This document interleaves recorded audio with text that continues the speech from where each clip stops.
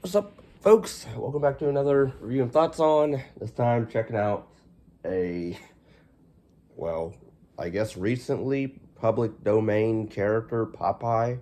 Apparently, they made horror films of him. I mean, we got Winnie the Pooh, which I didn't mind. The second one, Peter Pan's Neverland Nightmare, which it was all right. Of course, there's others, Humpty Dumpty, which oh, um, Mary Had a Little Lamb, or Goldilocks and the Three Bears, which I haven't seen. So there's a lot of children's stories turned into horror flicks, which some of them are like, what?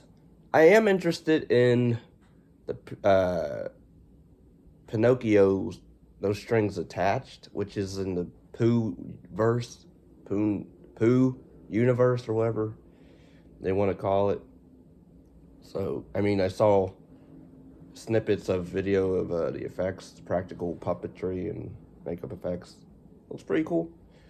But yeah, Popeye, the Slayer Man, because I guess they couldn't put the Sailor Man in. Well, I guess because you know it's more accurate if you put it's so people know it's a horror film. We'll put Slayer Man instead of Sailor Man, but even though the cover, or poster. Anyway, it's directed by Robert Michael Ryan. I don't know what else he's done. It's written by 3 people, which that's not even necessary.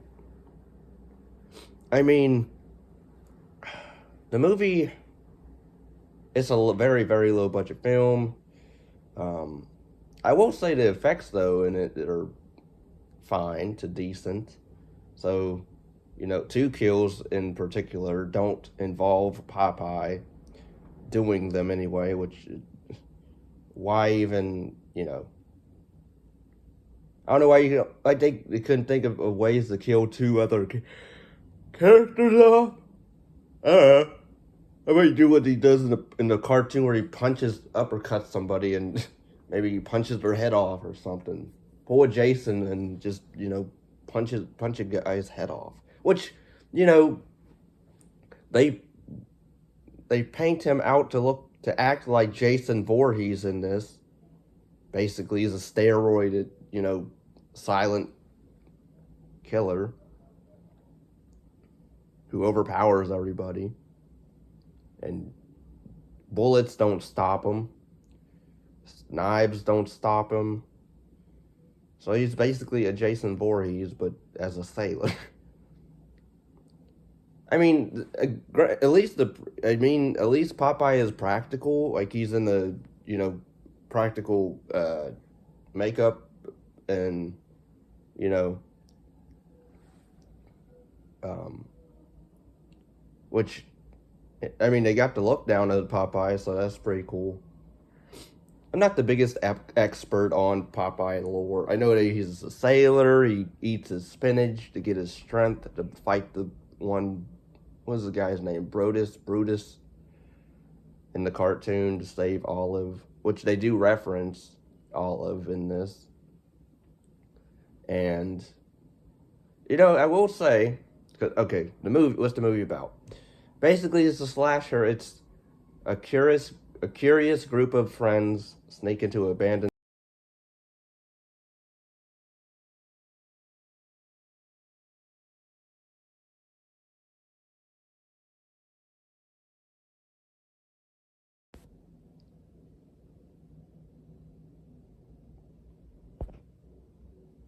Sorry, I got a weather warning, but but yeah, pretty much it's a couple friends. They go to this abandoned spinach canning factory to investigate the legend of the Sailor Man, who is said to haunt the factory and local docks.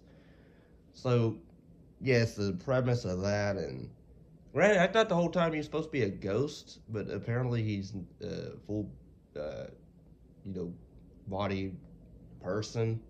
He just lives on the docks in the factory, I guess, because they do explain backstory of why he is there, and granted, they it was alright backstory of contaminated spinach, I guess, and they shut it down because of that. But then they covered it up, or the town covered it up, and so there's a conspiracy of evil spinach, and he keeps drinking it either or eating it either way. So it's like, what's the? Because like we find out like one of the girls, the brunette of the group, who has a mysterious past. She has no friends. She's coming back to. What was her reasoning? She wanted to find out who her family was, or take care of some family business. We find out, oh, she's the daughter of Popeye, which I figured that the moment, he was stalking her, or she was seeing him in the corner of her eye and scenes, and he wasn't doing anything. I figured that, so that wasn't really a twist, unless you're, I don't know, you don't watch a lot of movies, but, I mean, even the third act is just, there's a subplot of a abusive boyfriend in this, which they do that, so they make the guy out to be, I get it, he's a douchebag, he's, the a-hole, doesn't deserve, he deserves to be,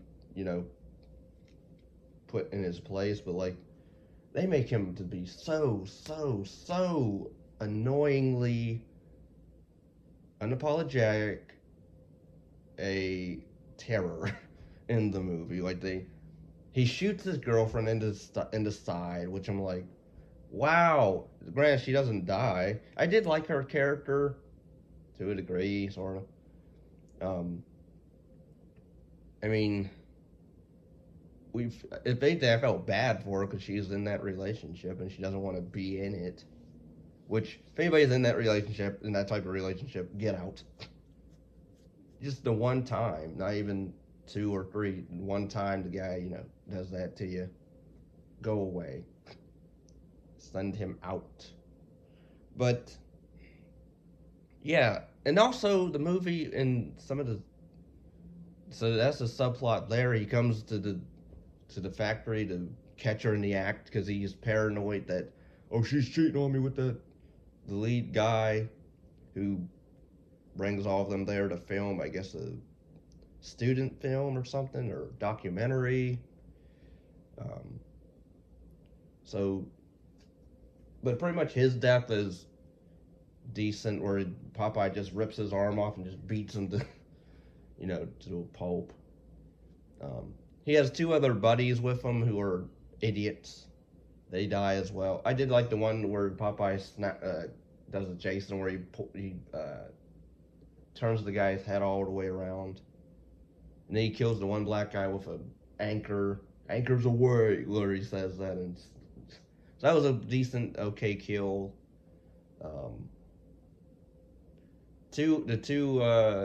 The hot blonde and the jock, I believe he's supposed to be a jock, they go off. They're being chased by Popeye. The guy's like, I think I can make it across to get to the roof. So he falls, and pretty much his leg is caught in like a net, but he's fine. But then you see there's these, I don't know what you would call them, these pipe things that you put in the ground.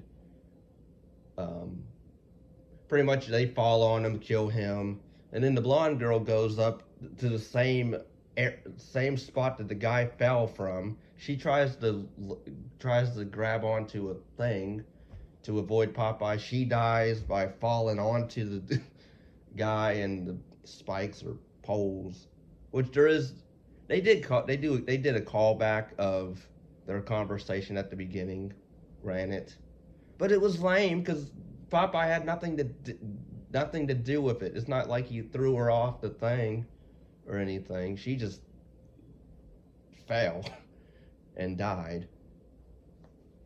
But then it's down to who we assume is just down to the brunette chick who, we find out was Popeye's daughter, and the cameraman guy, student film head fellow, who has the hots for her. Which, she is an attractive lady. Not gonna lie, but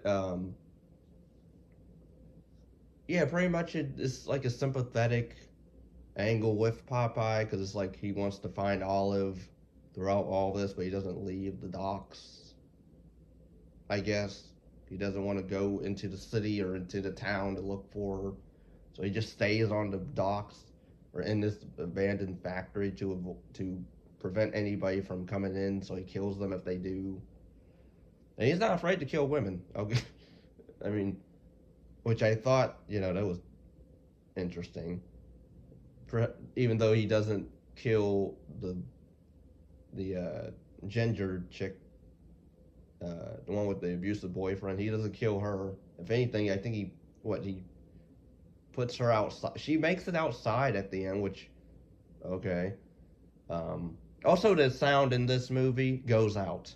There's a scene where a character gets shot, and she goes to scream, and there's no audio coming out of her mouth. But then in the next shot, it's her screaming of Popeye. So I'm like, and they left that in there. It's not even like, oh, no, they literally left that scene like that. They left it with no audio. It's like you couldn't have like did a ADR, go back to the recording booth or sound booth or whatever, and just do a scream of, or do the dialogue of the girl. Nope, we're just gonna leave it out. They know what she's saying. Okay, but yeah, I mean, so I'll give the movie, at least in terms of characters, not many to like. If anything, I felt maybe for one, and that was the abused chick with the annoying abusive boyfriend and his buddies. The daughter of Popeye, I mean, if anything, she seems kind of psychopathic and like she's like very calm about stuff. She doesn't really scream a whole lot, and I mean, I guess because she knows that's her dad and all, but she just came off like kind of creepy in scenes where like she doesn't emote emotion. And then they do try to leave it off for a sequel of like, oh, we'll come back to save them. We'll come back to, bring them out of there, even though they can just. I didn't understand the police searched. They claimed they searched the entire factory. We didn't find no sailor man. And then we see the next shot of him in the window. I'm like, but then wait, did he just fade away or did he just step away from the glass? So I don't know with that. And then we get the one last kill of the person that owns, I guess, the factory. He wants to sell it still, but he can't because what happened. And so he pretty much Popeye comes out of nowhere and just crushes his head. And that's it. And that's Popeye the Slayer man. So I don't know.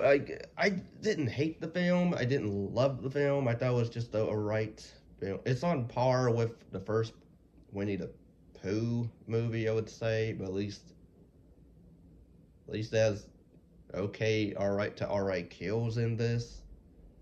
I did like the look of Popeye. Also, I didn't mind the fact that they changed it up where it's. Well, then again, no, they didn't really change it up because they just pretty much made it his daughter, and so that was predictable, really, if you think about it, because she's brunette like Olive, and so yeah. I mean, again, with the sound, audio going out in the scene, and then they don't correct it. They just left it in there like that. I don't know. I mean, it's generic slasher, but the kills are fine, so whatever. Aside from what, 2 kills that don't involve Popeye doing them, but he's just in the vicinity of one. So anyway, yeah, those are my thoughts on Popeye the Slayer Man. Not the best film. Not a good slasher as much, But oh, the acting again. It was just okay to fine. Nobody did a remarkable job. If anything, the guy who played the abusive boyfriend, I guess he did maybe the best at playing an abusive prick. So there's that. Maybe I would say maybe the actor that played Popeye. Granted, he didn't say a whole lot, but his mannerisms of being menacing, I thought was decent. So yeah. If anybody's interested in requesting any other reviews, rankings, music reviews, or commentaries, PayPal is down below in the comments or in the description. Thanks for watching. Please give this a like, comment, subscribe, and share.